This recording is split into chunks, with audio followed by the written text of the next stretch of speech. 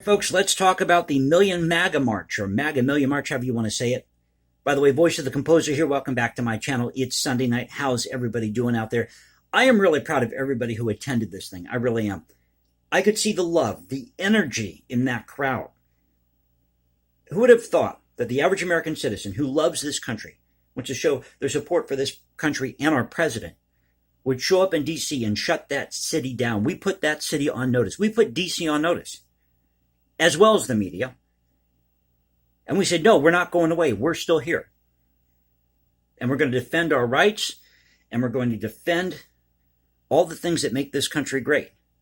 And of course, once the MAGA people went home, you guys went home, guess who showed up? BLM and Antifa. They always seem to ruin everything. You ever notice that? And what is this thing with BLM and Antifa coming out at night? Really, BLM and Antifa? You think you could have some guts and actually come out during the day? You know, here's what I see with BLM and Antifa, and in some ways the Proud Boys too, because there were these confrontations with the Proud Boys, although they were kicking some butt, going after these BLM Antifa types. I kind of like that. But the Proud Boys, you have to understand, is not a white supremacist organization, BLM Antifa. They're an organization, a fringe group that likes to street fight. That's what they like to do. I mean, if they were a white supremacist organization, then the chairman of Proud Boys International wouldn't be Enrique Tarrio, who is Cuban-American. But you don't know that because you're too busy burning down a city, looting, rioting, to go do any of the research on this. So, of course, you've got these media outlets that are turning on us, the average American citizen, who came out to support this country, our president. And I think what it really is that they're jealous, they're envious. Because the truth is, they probably don't know who their base is. They think they do with the Democrat Party or what have you. But we know who we support. We know, or Trump knows his base. So you have that mutual love between Trump and his base and Trump. And that's something that can't be duplicated. You just can't duplicate it. But it was really fun to watch the media reaction to this. And of course, Leland Vittert, he was in a way poo-pooing this march. Couldn't figure out what was going on here. And then you have this really juicy exchange with Erin Perini, I think is her last name. And she's one of these spokespeople for the Trump campaign. And they really got into it. I mean, they really got into it. She was asking, well, do you believe in dead voter rolls? Do you believe we should have voter fraud? And Leader was acting like, well, it's all over. It's all over. Because those 700,000 votes everyone's talking about, that's already baked into this thing. And she's like, no, it's not over. This is in litigation still. And he would not let her finish a sentence. He was like, nope, it's over. It's done. Joe Biden is elected president. Well, hold on now. He's the president-elect. That hasn't been confirmed or won't be confirmed till December when it goes to the Electoral College. But I just am so pumped to see all you average American citizens going out there and supporting this country, putting D.C. on notice and saying, we're still here. We're going to show our pride in this country. We're not going to hide behind it. And we're not ashamed of who we are. We're not ashamed of what we believe in. Now, I got to say something. These confrontations I'm seeing with people who are supporting Trump, these shouting matches, I'm not saying people in the Trump campaign are going out there and looting, rioting, burn down a city, or punching people in the face. You don't do that. Oh, but that reminds me. They were bringing that up as well. And Leland was like, well, you know, I've never really seen any looting or rioting at these Trump rallies.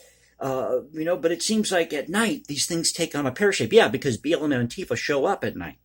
It's BLM and Antifa and these ultra-left activists that are burning down cities. It's not people who support Trump. And where did it start that Trump is a racist? BLM Antifa, where's your proof of that? You have no proof of that. Oh, because he talked about immigration? He talked about rapists and murderers? Well, he wasn't talking about people who are entering this country legally, or who are immigrating to this country legally. He's talking about people like MS-13, people we have no trace of coming from countries like Guatemala or Mexico or maybe even South America, what have you. Hell, they could be coming from England. We have to have a system in place when it comes to immigration where we can track these people, where we know that we've got the best of the best coming in. We're a very open country. We always have been. But you have to think of your national security too. But see, these are things that BLM and Antifa don't think about because, as I've said before, they only think on emotion.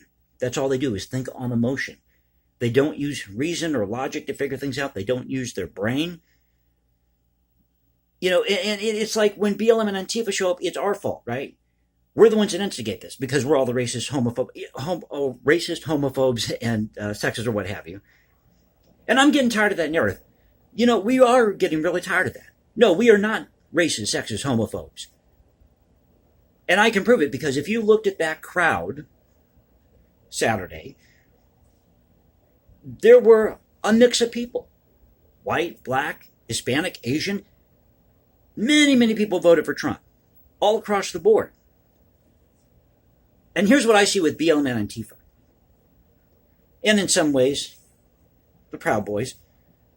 I see a group of people who have never really left high school. And specifically with BLM and Antifa, I see people who have lived, I don't know, very troubled lives, or they're very empty down inside. They're envious of what you have. That's at the heart of this. That's really what this is all about. These people in the BLM Antifa crowd, these SJW types, they're envious of what you have. They see that you're happy and they can't stand that. And they think that you're happy because you have white privilege. Well, no, we don't. We're not happy because we have white privilege. We're happy because we actually get up and go to work. We actually do something productive. We see the fruits of our labor. But if you read some of these articles that talk about the violence that happened Saturday night, well, you would think that we were the ones that were responsible for that. Now, there is some footage of this gentleman on Twitter. I don't know if you saw this. It's pretty brutal. I will warn you about that. But he was trying to ward off these BLM Antifa types. And at first I thought that he was trying to start a street fight, but I actually went back and looked at the actual footage. No, it turns out that he was being harassed. He was coming from the MAGA rally, and he was being harassed by BLM and Antifa. Well, he had enough of it. He fought back. And, he pushed a couple people out of his way, which I wouldn't have done. Now, if you get into a situation where you're up against these BLM Antifa clowns, here's what you do. Don't raise your fist to them. Don't yell at them. Don't get into a screaming match. Say these 3 words, and I guarantee you they'll turn around and walk away. You say, cut it out. Repeat yourself if you have to. You say, cut it out. Tell them, look, bud, I'm not going to sit here and argue with you. I'm not going to fight with you. I'm not going to throw punches. I'm just going to tell you to cut it out and get out of my face. And if you don't, either I'm going to have you arrested or I'm sending your ass to a re-education camp. And for all you BLM Antifa types or SJWs that want to say that we're fascist and you're anti-fascist, let me tell you something. You pull your antics, or if you had pulled your antics in Nazi Germany, Hitler would have had you on the first rail car to Auschwitz so fast your head would spin. Trust me on that. Being someone of German ancestry who's actually researched this, Hitler didn't put up with any of these resistance movements. You'd be on that first rail car to Auschwitz. So I thought I'd come here, talk about what happened Saturday. Just want to say I'm proud of everybody. Thank you for coming out. And by the way, thank you again for viewing my video. I did a quick little video. It's about 1.5 minutes long, talking about the MAGA rally or MAGA march. I call it a Patriots March because that's really what it is. Because what the media doesn't get, what BLM and Antifa doesn't get, is this has nothing to do with our love for Trump. In reality, this is our love of the country and us wanting to preserve this country as founded. People say, yeah, well, it was founded on racism and slavery. Well, not really. If you go back and check the history of it, because you had a lot of white immigrants, indentured servants. That happened especially with the Irish and the poor English, groups like that.